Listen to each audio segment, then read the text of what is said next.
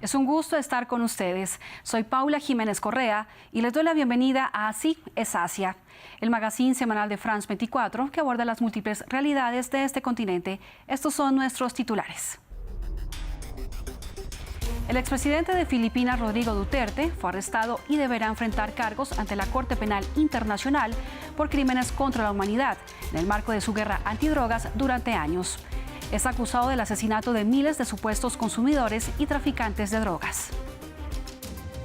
Autoridades de Tailandia continúan con las deportaciones de extranjeros que fueron liberados durante operativos contra centros de estafa en áreas fronterizas con la vecina Myanmar. Indios, malasios, chinos e incluso suramericanos han caído en las redes de estafadores. Elefantes robots en templos y bodas en India vienen captando la atención de propios y turistas desde hace algún tiempo. Todo con el propósito de dejar poco a poco la tradición de usar elefantes reales en este tipo de lugares y eventos, los cuales actualmente se encuentran en peligro de extinción y en cautiverio. Iniciamos este recorrido por el continente asiático con la detención del expresidente de Filipinas, Rodrigo Duterte, acusado de presuntos crímenes contra la humanidad. Duterte, quien gobernó Filipinas entre 2016 y 2022, fue arrestado el pasado 11 de marzo en Manila, luego que la Corte Penal Internacional exigiera su arresto tras acusarlo de asesinatos en masa en el marco de su política antidrogas, mientras fue alcalde de la ciudad de Davao, en el sur de Filipinas, y más tarde cuando fue presidente.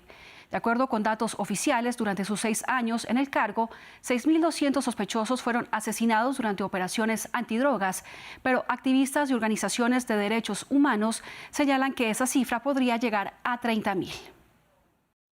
Para conocer detalles de cómo se llevó a cabo esta política antidrogas que fue bandera durante el gobierno de Duterte, hablamos previamente con Adrián Foncillas, actual corresponsal de France 24 en China, pero quien cubrió en Filipinas esta guerra antidrogas.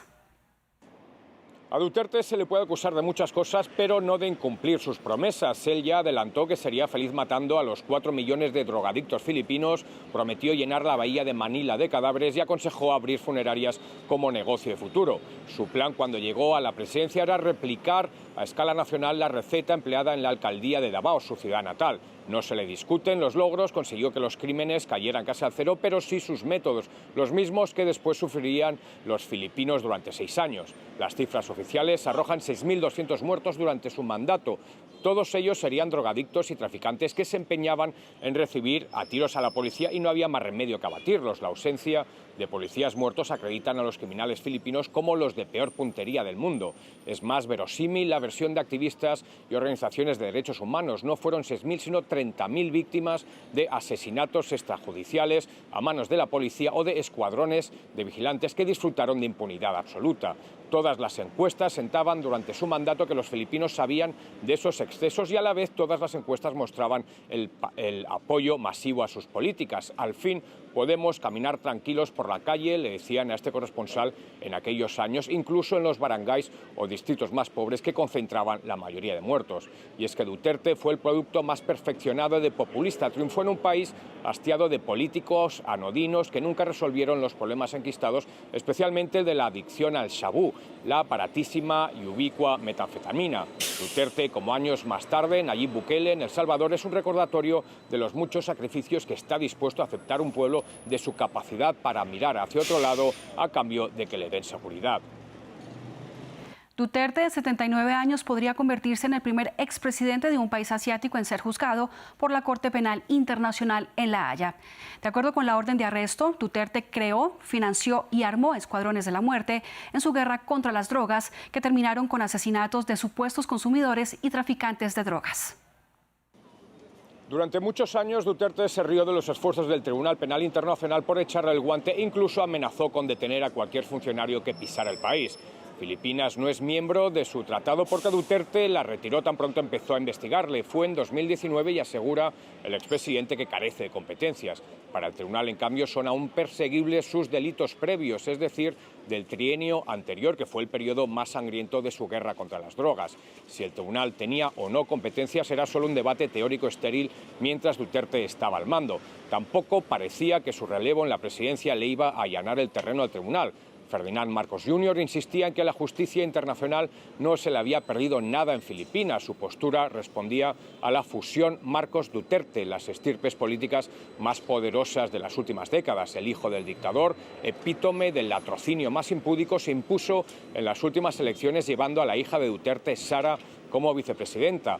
Pero era previsible que las costuras no resistieran tanto ego desaforado. El expresidente acabó llamando drogadicto a su sucesor y es sabido que no despacha insulto más grave ni peligroso. Su hija fue sometida a un impeachment por variadas corruptelas e incluso por el intento de asesinato de su presidente. El juicio se celebrará este año. No sorprende a nadie que en ese clima de abierta hostilidad entre clanes, Marcos le retirase el blindaje frente a la justicia internacional. Su jugada parece maestra. Ha anulado a todo el clan rival, a padre e hija, y ha enviado al expresidente a la lejana Holanda porque en Filipinas, con todo el apoyo popular que aún conserva, juzgarlo sería una misión casi imposible.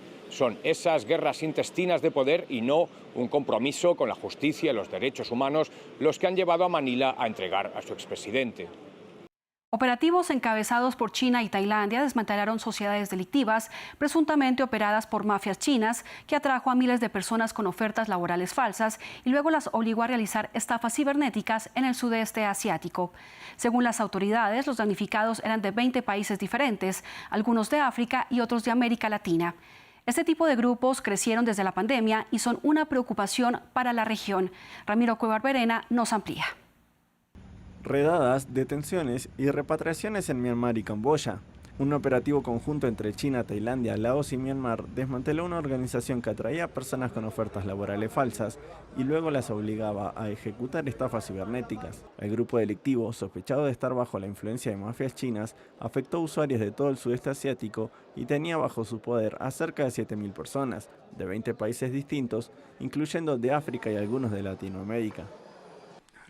Los complejos de fraude de telecomunicaciones cerca de la frontera norte de Myanmar han sido completamente desmantelados. Nuestra misión es cortar las manos negras que se aprovechan de la gente y erradicar el cáncer del fraude en línea. Los afectados, algunos incluso con un alto nivel educativo, eran obligados a trabajar casi 16 horas al día. Negarse implicaba castigos físicos, pasar hambre o recibir descargas eléctricas. Empecé a llorar. Lloré durante el trayecto en un vehículo militar. Le dije a mi amiga, nos han vendido y nos es imposible volver a casa. Llamé a mi madre mientras los soldados me llevaban a un lugar y le dije, mamá, si no hay noticias mías, no hay necesidad de buscarme, porque tal vez ya me hayan vendido. Es realmente muy triste tener que hacer esto porque me obligan. Es muy triste. ¿Cómo es posible que no pueda soportar ver todo este trabajo? Sobre todo cuando las víctimas son indonesias. A veces me da pereza trabajar. Ni siquiera trabajaba, solo miraba la computadora, así que tenía que aceptar el castigo todos los días. Este tipo de negocios proliferaron desde la pandemia. Este año, el gobierno chino instó a sus vecinos a combatir activamente a estas sociedades delictivas. Corea del Norte volvió a disparar múltiples misiles balísticos en rechazo a los ejercicios militares iniciados entre Corea del Sur y Estados Unidos. De acuerdo con informes del ejército surcoreano, los misiles fueron disparados desde la región occidental de Corea del Norte hacia el Mar Amarillo y se cree que son de corto alcance, es decir, que alcanzan menos de 300 kilómetros. Se trata de los primeros lanzamientos de misiles por parte del régimen de Kim Jong-un desde que el presidente estadounidense Donald Trump asumió el cargo en enero.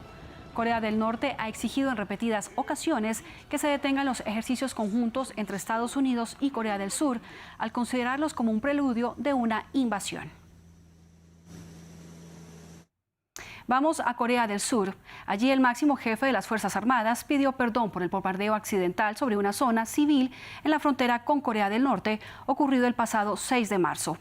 De acuerdo con las investigaciones, durante los ejercicios militares, un piloto de avión caza, con prisa, no revisó por segunda vez las coordenadas del objetivo, mientras que el piloto del segundo avión lo siguió y lanzó bombas sin darse cuenta de las coordenadas incorrectas, dejando al menos 29 personas heridas en la ciudad de Pocheon.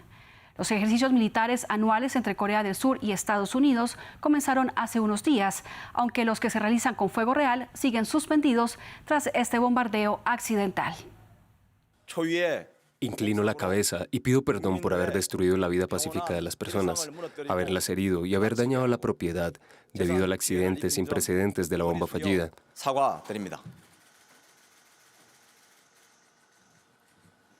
Fue un accidente que nunca debió ocurrir y que nunca debería volver a ocurrir.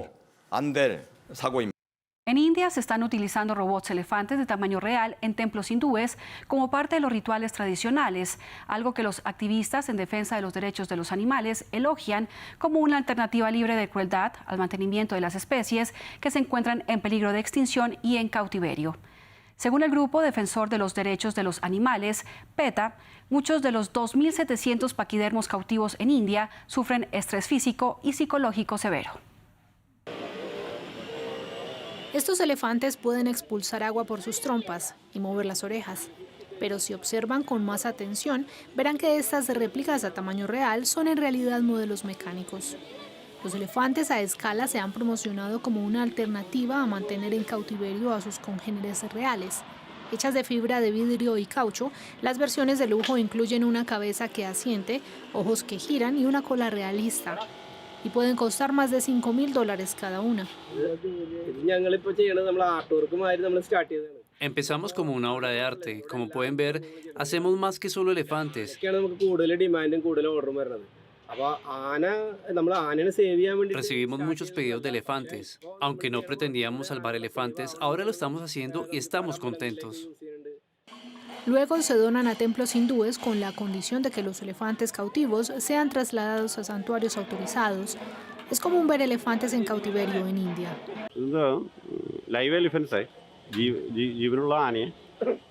Los elefantes vivos en los templos de Kerala sufren cada vez más torturas.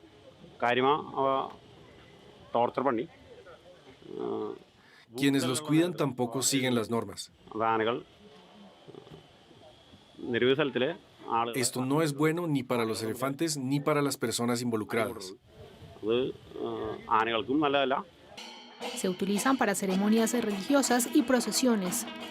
Pero los activistas los mantienen solos, a menudo maltratados y asustados por las grandes multitudes.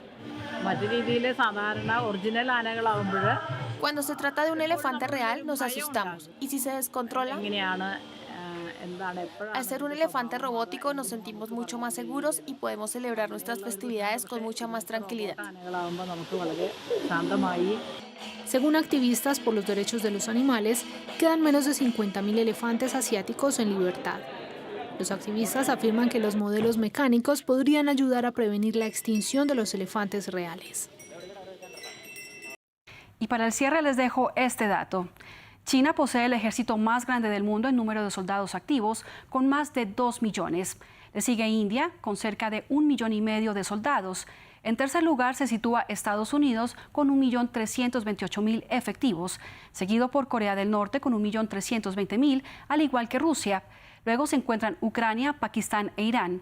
Y la lista del ranking de los 10 países con los ejércitos más grandes del mundo lo cierra Corea del Sur y Vietnam, con alrededor de 600.000 soldados cada uno. Llegamos al final de esta edición de Así es Asia. Muchas gracias por acompañarnos. Recuerden que este programa está disponible como podcast en su plataforma de audio favorita. Los invito a que dejen sus comentarios en la cuenta de X que aparece en sus pantallas y a que visiten nuestra página web france24.com. Y no olviden nuestra cita semanal.